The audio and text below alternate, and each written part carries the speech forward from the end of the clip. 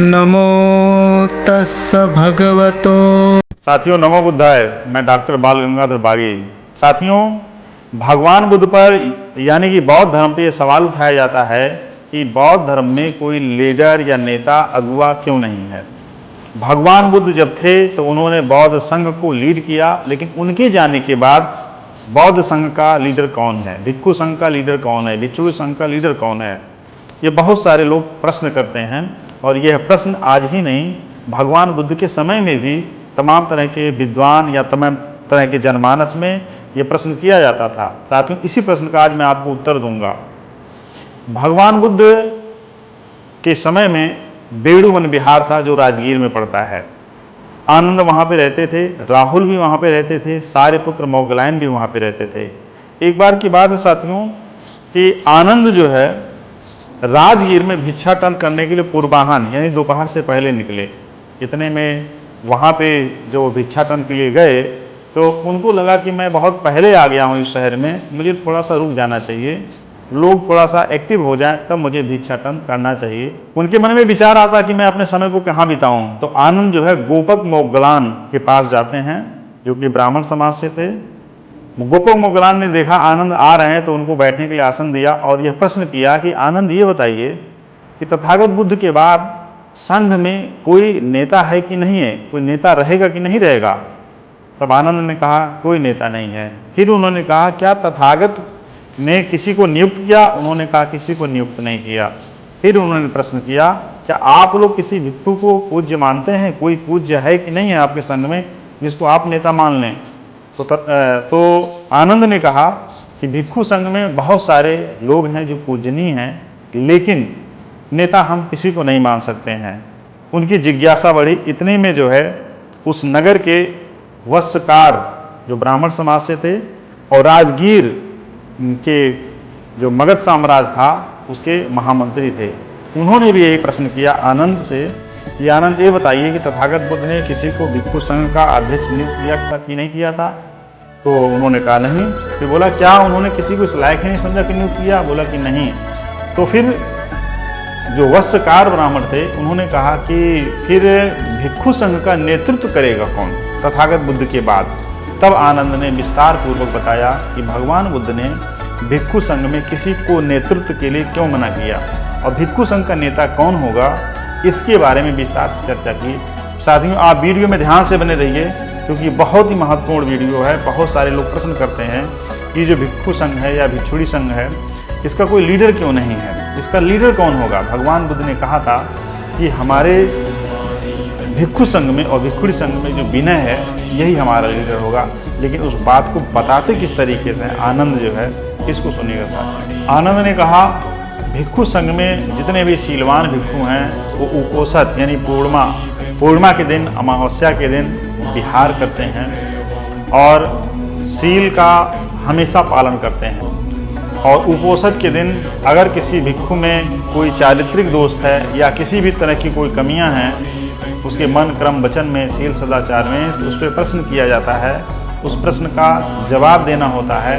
अगर कोई भिक्षु विनय के नियम को फॉलो नहीं करता है तो उसका बहिष्कार भी किया जाता है। तब साथियों, आनंद ने जो है विस्तार पूर्वक बताया कि भिक्षु संघ का नेता कौन होगा। आगे आनंद कहते हैं कि जो संव्रत है यानी जो जिसके पास संयम है, जिसके पास शील सदाचार है, जो पदों को ग्रहण करता है, उसका अभ्यास करता है, जो बहुश्रुत है, जो पढ़ता है और उस पढ़े हुए को धारण करता है, जो संयमी है, जो आदि में मध्य में और अंत में कल्याण के लिए हमेशा गतिमान रहता है, जो भोजन समय से करता है, जो परिपूर्ण यानी प्रशुद्ध है और ब्रह्मचर्य का पालन करता है, जो धम्मोपदेश को सुनता है उसको धारण करता है और जो मन, क्रम, वचन से संयमित है, सम्यक दृष्टि वाला है और सुप्रशिक्षित। आगे आनंद कहते हैं कि वस्त्र, भोजन और जो सोने की व्यवस्था है और जो औषधि यानी कि जो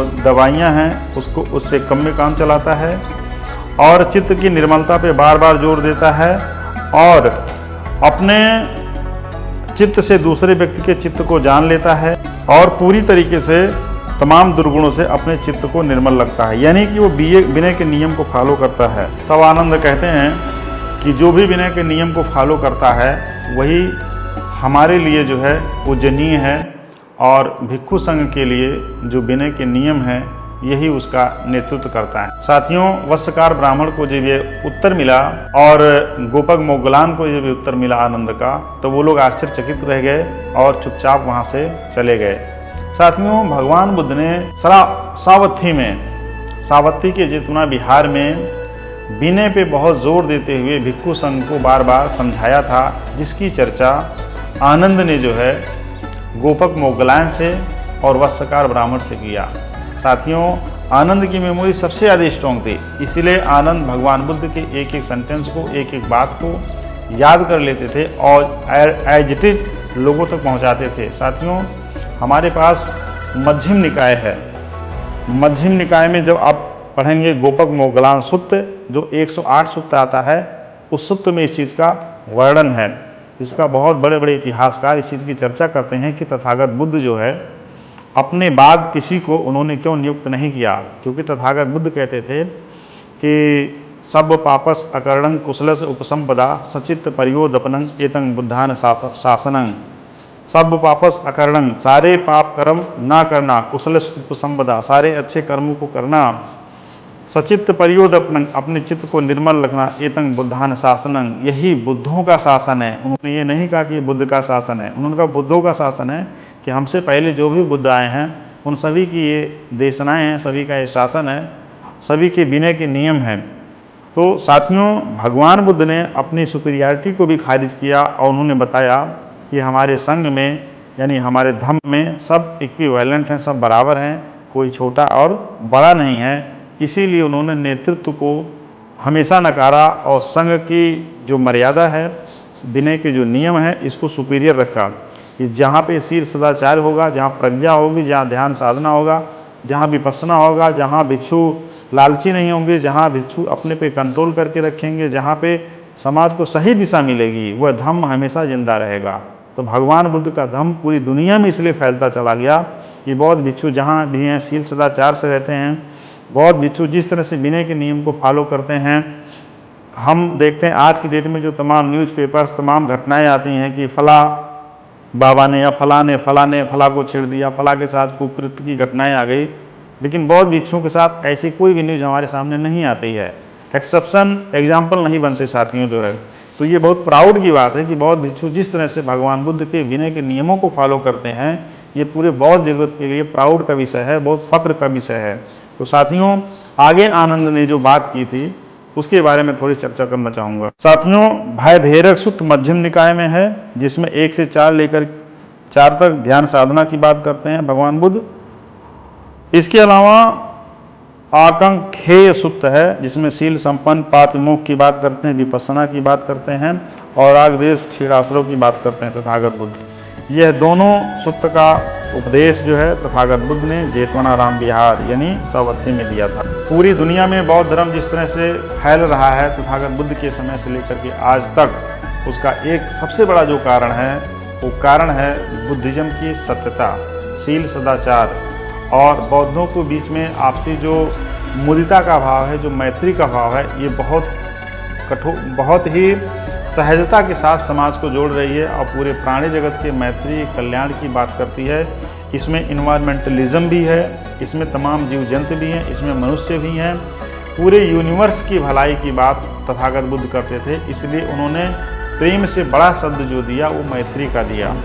और मैत्री जो है तमाम जीव जंतु, पेड़ पौधे, इंसान, सबको समाहित करता है, पूरी यूनिवर्स को समाहित करता है। प्रेम किसी व्यक्ति से हो सकता है, लेकिन मैत्री जो है हम निर्जीव और सजीव दोनों से करते हैं कि प्रकृति की हानि ना हो और पूरी जो लिविंग बीइंग और नॉन लिविंग बीइंग है उसका कोई नुकसान ना हो। क्योंकि अगर नेचर यानी इन्वायरमेंटल इकोसिस्टम गड़बड़ाया तो पूरी दुनिया तहस नहस हो जाएगी। इसलिए जो विनय के नियम हैं उसमें इन्वायरमेंटलिज्म यानी पर्यावरणवाद पे बहुत फोकस किया गया है, और समाज की पीस एंड हार्मनी को बरकरार रखते हुए जो विनय के नियम हैं, भिक्षु पातिमोक्ष, भिक्षुड़ी पातिमोक्ष, ये दोनों पे भगवान बुद्ध का बड़ा जोर रहा है कि अगर भिक्षु और भिक्षुड़ी समाज में सही तरीके से नेतृत्व करेंगे तो समाज सही डायरेक्शन में जाएगा। इसलिए साथियों, भगवान बुद्ध की जो माता थीं माता प्रजापति गौतमी, उनकी माँ जो थी महामाया थी, लेकिन उनके देहांत के बाद उनका पालन पोषण उनकी दूसरी माँ माता प्रजापति गौतमी ने किया था।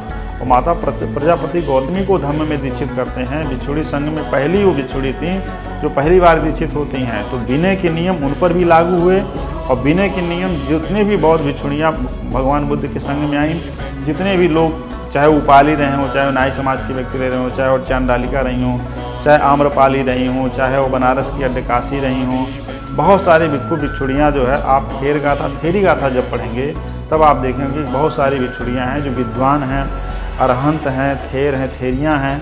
उनके विचार समाज में किस तरीके से गए, सोशल एम्पावरमेंट किस तरीके से हुआ, तो भगवान बुद्ध के दर्शन को लेकर के, नेतृत्व को लेकर के यही एक माकूल जवाब है कि जब आपसे कोई पूछे कि भगवान बुद्ध के बाद बौद्ध धर्म का नेतृत्व करता कौन है, तो आप बता सकते हैं कि भगवान बुद्ध का जो दर्शन है यही सबसे बड़ा नेतृत्व है। जैसे भारतीय संविधान आज के डेट में है, नेता आएंगे चले जाएंगे, पार्लियामेंट में चुनेंगे चले जाएंगे, लेकिन सबको गाइड करने वाला अगर कोई है तो भारतीय संविधान है। संविधान नहीं रहेगा तो सब तहस नहस हो जाएगा, इसलिए संविधान सर्वोपरि है। और भगवान बुद्ध जो ये संविधानवाद की संकल्पना बहुत बाद में आई दुनिया में, दुनिया के तमाम देशों में, चाहे वो मैग्ना कार्टा से लेकर के अब तक की जो बात रही हो संविधान की, जो है भगवान बुद्ध का लिखित संविधान सम्राट अशोक के शिलालेखों में हमको मिलता है। उनके दर्शन का रिफ्लेक्शन सम्राट के स्तंभ लेखों में मिलता है, और क्या नाम है जो गुफा लेख हैं, गुहा लेख, उनमें मिलता है।